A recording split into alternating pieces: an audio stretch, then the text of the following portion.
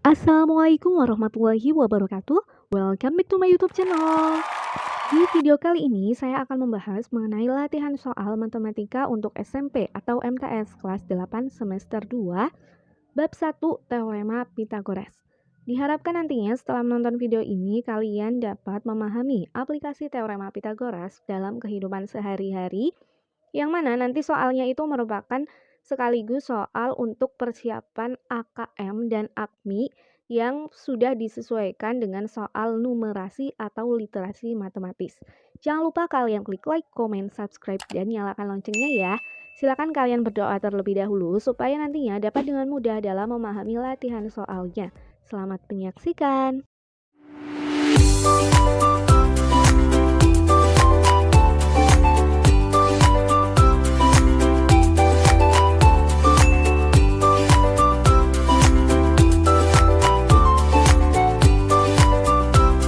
Langsung saja kita masuk ke soal yang pertama. Nah, ini soalnya berkaitan dengan menara. Seorang pengamat berada pada puncak menara pada ketinggian 120 meter. Ia melihat perahu A dengan jarak 130 meter dan melihat perahu B dengan jarak 150 meter. Jika alas menara perahu A dan perahu B segaris, maka jarak perahu A dan perahu B adalah. Nah, untuk menyelesaikan soal ini berarti kita harus menggambar dulu posisi antara pengamat yang berada pada puncak menara dengan posisi perahu-perahunya. Nah, jika digambar, nanti gambarnya akan seperti ini. Di atas ini adalah seorang pengamat yang berada di puncak menara. Ini menaranya ya. Nah, alas menara dan perahu itu kan segaris. Kita misalkan ini sebagai perahu A dan ini sebagai perahu B. Nah, yang ditanyakan nanti kan adalah jarak perahu ya, jarak perahu dari A ke B. Sedangkan tadi sudah diketahui bahwa di sini seorang pengamat berada di puncak menara pada ketinggian 120 meter. Otomatis tinggi menaranya adalah 120 meter. Kemudian pengamat melihat perahu A dengan jarak 130 meter. Otomatis di sini dari penglihatan pengamat menuju perahu adalah 130 meter. Kemudian di sini pengamat melihat perahu B dengan jarak 150. Nah, berarti pengamat ke perahu B di sini jaraknya adalah 150. Nah, jika kita gambar ternyata membentuk segitiga. Nah, di sini ada beberapa segitiga yang terbentuk. Coba kalian perhatikan. Ada berapakah segitiga yang terbentuk? Nah, jadi kalau kita amati sebenarnya segitiga yang terbentuk ada 3. Yang pertama adalah segitiga yang besar sendiri yaitu PDB. Nah, segitiga ini yang besar sendiri merupakan segitiga siku-siku karena antara posisi menara dengan alasnya di sini ya, dia itu siku-siku. Dia itu membentuk sudut siku-siku atau 90 derajat sehingga nanti di segitiga ini PDB kita bisa menerapkan teorema Pythagoras. Kemudian untuk segitiga yang kedua yaitu ada segitiga PDA. Nah, pada segitiga PDA ini juga merupakan segitiga siku-siku, sehingga nanti kita bisa menentukan panjang salah satu sisinya menggunakan teorema Pythagoras juga. Kemudian segitiga yang ketiga adalah segitiga PAB. Nah, kalau segitiga PAB ini bukan segitiga siku-siku ya, jadi kita tidak bisa menerapkan teorema Pythagoras. Nah, otomatis di sini untuk menentukan AB pada segitiga PAB kita tidak bisa menggunakan teorema Pythagoras karena segitiganya bukan siku-siku. Nah, lalu bagaimana cara menentukan antara jarak dari A ke B kalau bukan menggunakan ini?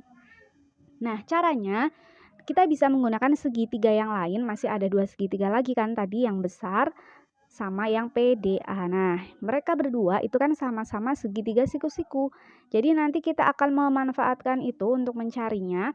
Jadi jarak perahu A dan B itu kan bisa kalian cari dengan cara kalian lihat ini. Ini jarak DB dikurangi DA itu kan sama saja dengan jarak AB kan. Jadi jarak AB itu sama dengan DB dikurangi DA. Ya kan? Nah, jadi nanti kalian harus mencari terlebih dahulu panjang DB dan panjang DA. Caranya bagaimana? Nah, untuk DB sendiri kita mulai dari menentukan panjang DB dulu ya. Untuk DB, dia kan tadi membentuk segitiga siku-siku kan, yaitu PDB. Karena DB membentuk segitiga siku-siku, sehingga kita bisa menggunakan teorema Pythagoras untuk menentukan panjang DB. Caranya, kalian lihat, DB itu sisi miring atau bukan? Bukan ya, karena bukan sisi miring, otomatis nanti teorema Pythagorasnya menggunakan operasi pengurangan ya. Jadi nanti DB kuadrat sama dengan PB atau sisi miringnya kuadrat ya, dikurangi sisi tegak yang lain yaitu PD kuadrat. Jadi kita pakai segitiga yang besar ini ya. Nah, nanti kan sisi miring dikurangi sisi yang tegak. Sisi miringnya berapa? Di sini sudah diketahui yaitu 150 kuadrat dikurangi PD. PD-nya berapa? Kan ini 120 kuadrat. Tinggal kita hitung. 150 kuadrat adalah 22.500 dikurangi 120 kuadrat yaitu 14.400. Nah, hasilnya adalah 8.100. Ini tapi masih dalam bentuk kuadrat. Nah, sehingga kita harus mencari akarnya supaya nanti tidak berbentuk kuadrat lagi. Nah, akar dari 8.100 adalah, kalian cari saja akar dari 81 berapa? 9 kan, nanti nolnya ditambahi 1, jadi 90. Nah, jadi jarak atau panjang DB adalah 90 meter. Nah, DB sudah ketemu yaitu 90 meter. Kemudian kita tinggal menentukan panjang DA. Untuk menentukan panjang DA, kalian perhatikan DA itu membentuk segitiga dengan yang mana? Dengan PDA kan. Nah, di sini dia merupakan segitiga siku-siku. Sehingga kita bisa mencari DA menggunakan teorema Pythagoras. Caranya bagaimana? Kalian lihat DA itu sisi miring atau bukan? Bukan ya. Karena bukan sisi miring berarti kita bisa menggunakan operasi pengurangan. Yaitu nanti yang besar dikurangi yang kecil atau nanti sisi miring dikurangi sisi tegak. Nah, sisi miringnya yaitu AP kuadrat ya dikurangi PD kuadrat. Nah, AP-nya berapa? 130 kuadrat dikurangi PD-nya adalah 120 kuadrat. Nah, hasilnya kalau kalian hitung nanti ketemunya segini, kalian kurangi menjadi 2.500. Sehingga DA-nya kalian akarkan, ini DA ya, maaf bukan DB.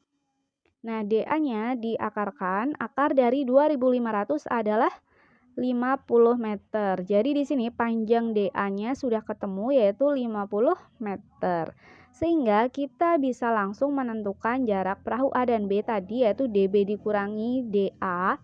Dengan DB-nya adalah 90 dikurangi DA-nya adalah 50. Hasilnya 40 meter. Jadi jarak perahu A dan B adalah 40 meter. Nah, ini jawabannya sudah ketemu untuk soal yang nomor 1. Kita lanjut soal yang nomor 2, ini seputar jembatan baja.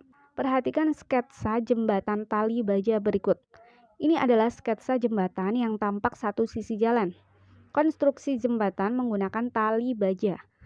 Dengan teorema Pythagoras, panjang seluruh tali baja yang dibutuhkan untuk dua sisi jembatan seperti sketsa di atas adalah, nah, berarti di sini kita disuruh mencari panjang keseluruhan tali baja. Nah, kalian perhatikan dari gambar jembatannya, tali bajanya itu yang mana? Nah, ada berapakah tali bajanya?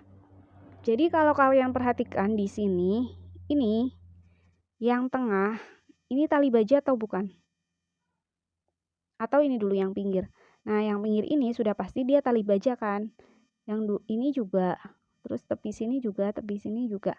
Nah, sedangkan yang tengah ini tali baja atau bukan? Bukan ya, yang tengah ini dia itu adalah tiang penyangganya. Kalian lihat dia kan sampai bawah sini. Jadi dia merupakan tiang penyangga yang di tengah ini yaitu 6 meter. Sehingga yang tali bajanya itu hanya yang miring saja ini. Berarti ada berapa? 1, 2, 3, 4, 5, 6, 7, 8. Nah, jadi ada 8 tali baja. kita akan menentukan total keseluruhan panjang keenam tali baja tersebut. Nah, pembahasannya, kita perhatikan untuk tali bajanya, apakah ada yang panjangnya sama? Nah, sebenarnya di sini untuk panjang tali bajanya itu terdiri dari beberapa bagian. Nah, kalian perhatikan untuk sisi yang ini, yang OA.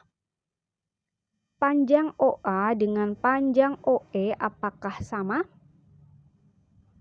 Sama ya, karena di sini untuk yang alasnya ini, alasnya setiap ini kan sama semua kan, yaitu 4 meter. Di sini ada keterangan 4 meter tapi tulisannya kecil ya.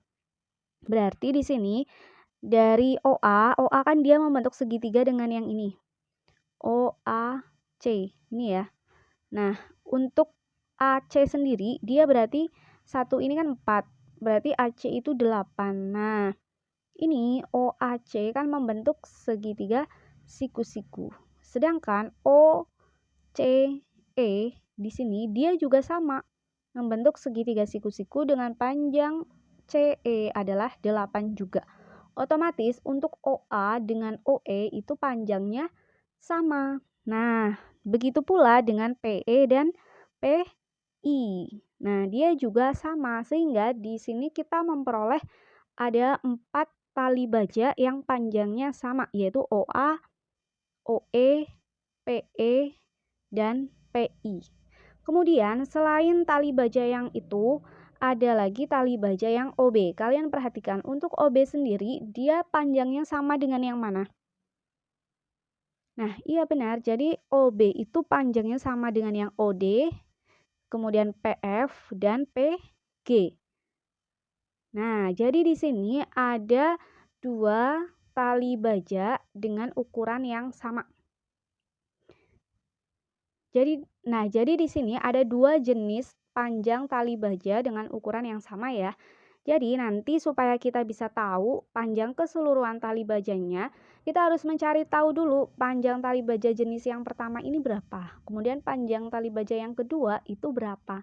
Baru kita jumlahkan semuanya. Nah, kita akan menentukan panjang OA terlebih dahulu supaya nanti bisa ketemu ya.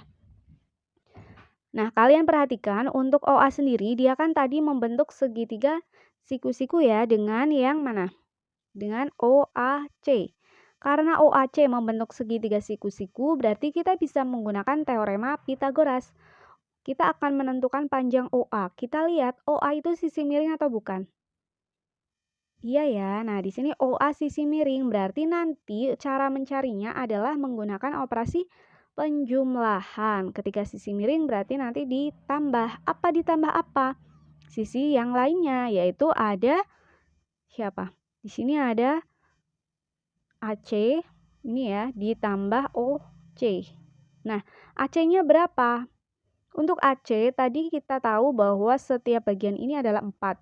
Berarti ini 4 ditambah 4 yaitu 8. Sehingga AC kuadrat sama dengan 8 kuadrat. Dan untuk OC ini sudah diketahui tingginya yaitu 6. Sehingga OC adalah 6 kuadrat. Nah, tinggal kita hitung 8 kuadrat adalah 64 ditambah 6 kuadrat yaitu 36 dan hasilnya adalah 100. Ini masih berbentuk kuadrat.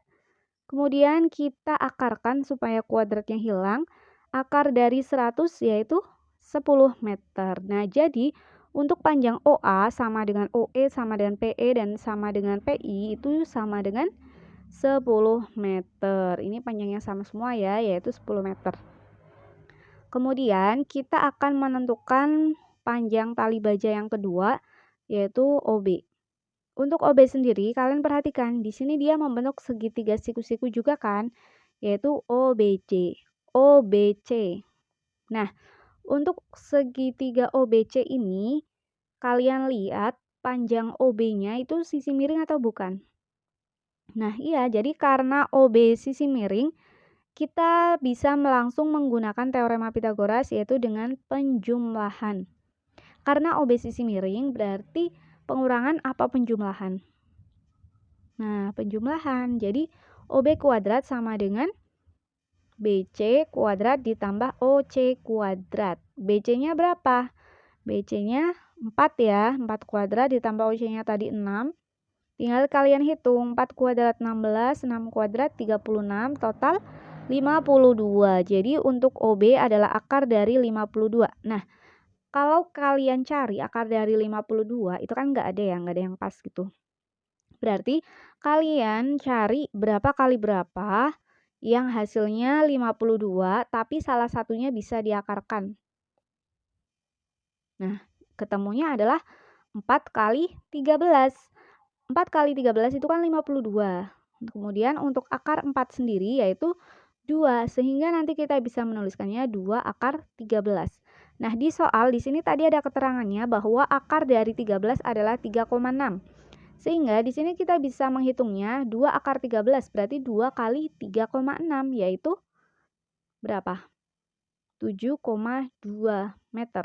Jadi, di sini untuk panjang tali baja yang kedua adalah 7,2 meter. Nah, dari sini kita bisa langsung menjumlahkan semua panjang tali bajanya. Nah, untuk panjang seluruh tali baja sendiri, kita tahu bahwa tadi di sini kita tahu bahwa di sini ada 4 tali baja dengan panjang yang sama. Berarti di sini 4 kali OA, kemudian yang bawah juga sama 4 kali OB. Nanti mereka ditambahkan ya. Kemudian karena ini kan baru tampak satu sisi. Sedangkan jembatan itu kan otomatis ada di sisi yang seberangnya kan. Nah, sehingga untuk sisi yang seberangnya sendiri, kalau kalian perhatikan itu kan panjangnya pasti sama dengan sisi yang di sebelahnya kan.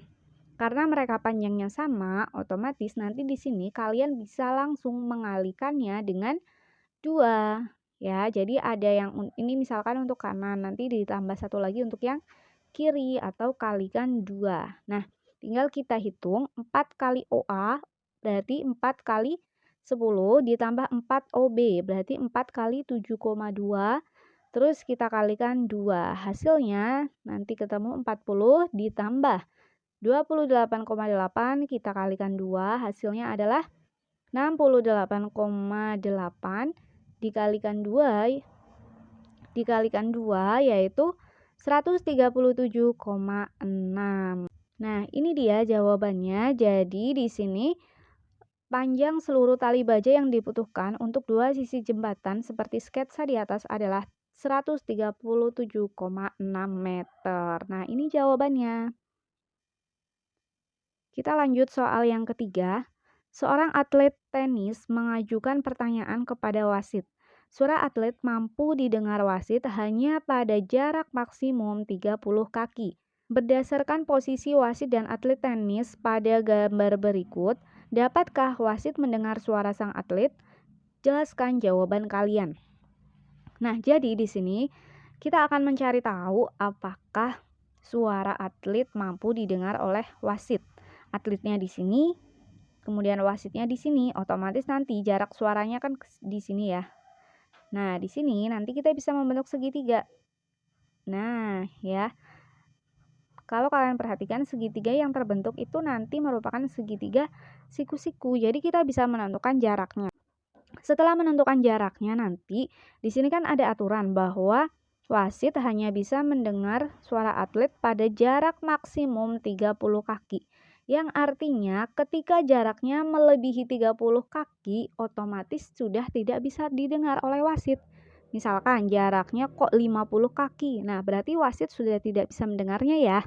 Tapi ketika jaraknya kurang dari 30 atau pas 30 itu masih bisa didengar. Jadi kita harus menentukan jarak suaranya dulu antara wasit dengan atletnya.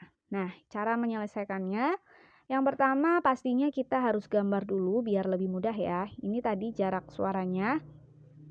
Nah, ternyata dia membentuk segitiga, kita beri nama aja biar mudah, A, B, C. Nah, cara menyelesaikannya berarti kan kita mau mencari AB atau jarak jangkauan suara atlet dan wasit.